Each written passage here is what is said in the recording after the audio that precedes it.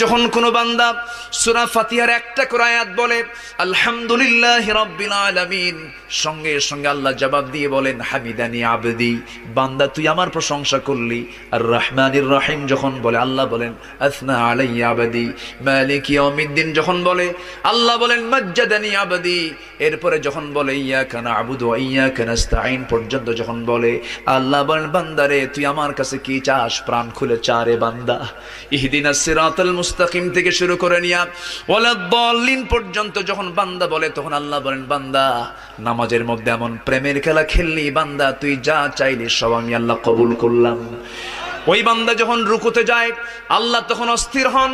ওই বান্দা যখন সিজদায় যাওয়ার জন্য প্রস্তুতি নাই, সমস্ত ফেরেশতাকে ডাক দিয়ে বলেন ও ফেরেশতারা, এই বান্দাগুলো আমাকে দেখলো না, রাসূলকে দেখলো না, কোরআনকে দেখে হাদিসকে বিশ্বাস করে আমাকে খুশি করার জন্য তার সবচেয়ে সম্মানজনক